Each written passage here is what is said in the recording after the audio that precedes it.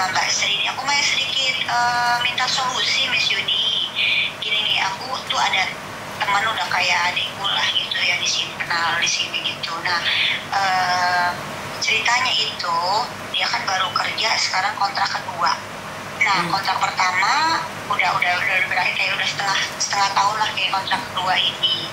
Nah, anaknya ini sebenarnya tuh udah nggak betah ya, udah nggak betah karena kan jaga nenek kakek abis gitu. Nah, semenjak apa namanya tuh dia jaga gitu tuh kayak neneknya tuh ya kayak nggak cocok lah sama dia masih muda sih ya juga, karena kerjaannya juga mungkin nggak sebagus kayak pembantu yang sebelumnya gitu kan. Nah, di sini kayak banyak banget kayak konflik kayak gitu. Nah, dilalah dia habis pulang cuti nikah nih ceritanya, nikah, dan sekarang kontrak kedua baru 6 bulan gini tuh udah nggak betah lah, karena kan posisinya itu suaminya itu udah dapat kerjaan yang lumayan mapan dan minta dia suruh terus pulang gitu loh, pulang. Jadi kan konsepnya kalau berarti itu nggak fokus kerja lah ya, nggak fokus kerja gitu, dan sering kadang-kadang curhat ya pengen ngebeli kontrak seperti itu, karena juga neneknya itu udah makin kesini juga makin kayak nggak suka sama dia karena kerjaan,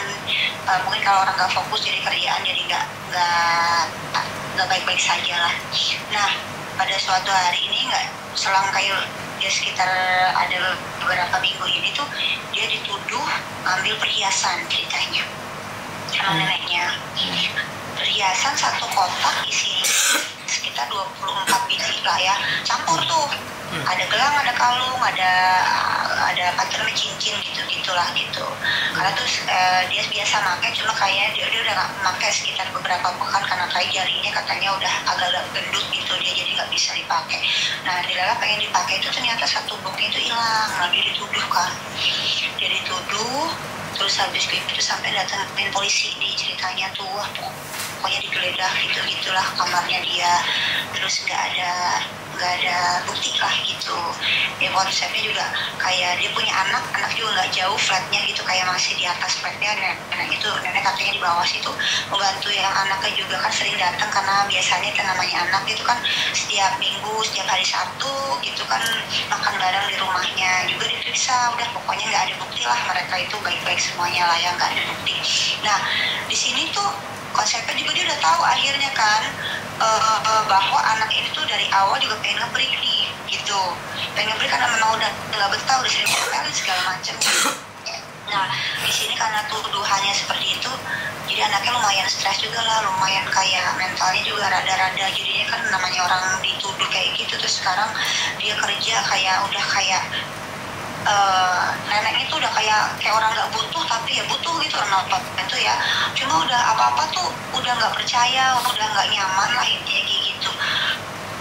Terus kira-kira kalau misalnya dia tuh nanya-nanya gitu solusinya gimana sih, Miss Yuni?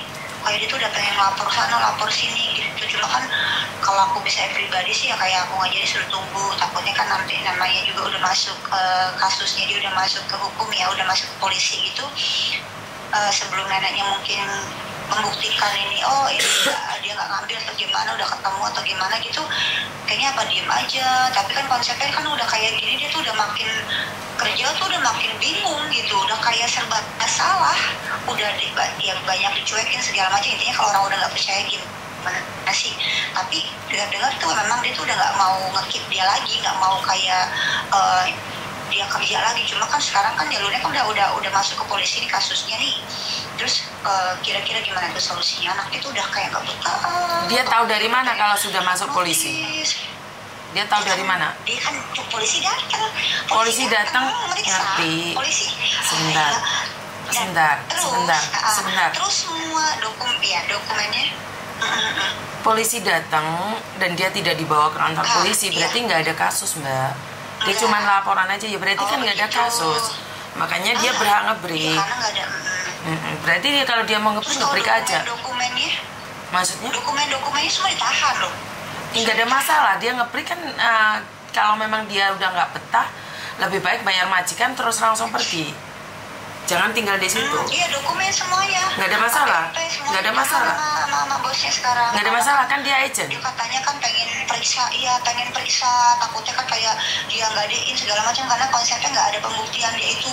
Mbak, Dia cari-cari. sebentar, dengerin saya ngomong, kan sampean butuh solusi. Ya, dia harus laporan sama agennya. Kan dia punya agent, apa gunanya agent?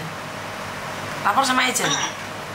Oh gitu, iya. Kan yang penting dia mau bayar majikan, ya udah hari itu juga boleh pergi. Kalau dia bayar majikan. Kalau nggak punya duit berarti nunggu notis apa gimana? Ya kalau nggak punya duit, ya jangan nantang, kerja dulu sampai punya duit. Nah kan sekarang masalahnya dia pingin ngebreak, tapi dia nggak punya duit. Konsekuensi terberat adalah lah, kalau kamu pingin ngebreak ya ngebreak aja. Tapi lah nggak punya duit ya demo. Gitu.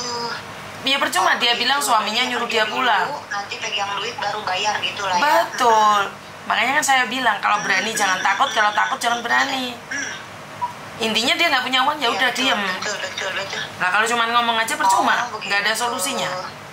Iya. Aku juga kayak bingung mau ngasih solusi itu bingung gitu karena kan nggak pernah ya Nojibah sih nggak pernah kayak kasus kayak gini terus dituduh sampai segitu banyaknya ya, tapi jadi kayak bingung, aku serba bingung. Terus ya aku bilang ya paling bisa doain doang, mudah-mudahan tuh nggak ada bukti kan, atau saya udah diperiksa nggak ada, dan dia anaknya juga ya namanya masih bocah ya, jadinya kayak ya bisanya cuma nangis kayak jadi kayak ya aku sendiri bingung gitu, kayak ngasih solusi tuh bingung gitu. Ya kayak gitu. Kalau takut jangan berani, kalau berani jangan takut, itu aja sih. Iya, oke. Jadinya kayak nunggu sampai benar-benar dia itu ada uang langsung notis gitu, lah ngasih duit gitulah ya. Terus tapi itu kalau misalnya itu nggak aman kan, maksudnya kayak itu tuh udah dia diperiksa polisi terus nanti kira-kira majikannya gimana gitu nggak ya? Kan kita nggak tahu kasusnya seperti apa. Soalnya Saman kan bukan yang punya masalah, Mbak. Saya nggak bisa jelasin karena saya nggak ada pertanyaan. Banyak yang ingin saya tanyakan tapi kan Saman nggak paham. Oh begitu, paham. Jadi harus dia sendiri yang nanya baru saya paham duduk permasalahannya, kan Saman masih katanya. Iya betul, oke. Ya karena kan nanya gitu aku juga bingung kalau ngasih solusi, orang aku sendiri juga kayak ya bukan bidangnya lah ya kayak gini ya, jadi mendingan aku tanya dulu, siapa tuh kalau ada gimana aku bisa langsung ngasih dia apa namanya jalan apa gimana suruh ngapain gitu. Oh berarti baik-baiknya ya bisa langsung bisa sendiri yang ngomong gitulah ya. Seharusnya kalau dia takut jangan berani, kalau berani jangan takut, itu aja. Oke. Ya udah kalau gitulah Miss Yuni, makasih. Oke, siap. Terima kasih. Yuk, bye-bye. Karena yang tanya bukan yang bermasalah, jadi Miss Yuni nggak ada solusinya. Karena itu teman-teman saya selalu bilang kalau bukan yang bersangkutan nanya, saya bingung mau ngomongnya apa dan bagaimana. Jadi buat teman-teman yang bermasalah siapa, yang ikut campur siapa, itu biasakan juga bahwa kalau nggak tahu jangan ikut campur, itu pesan saya. Terima kasih ya.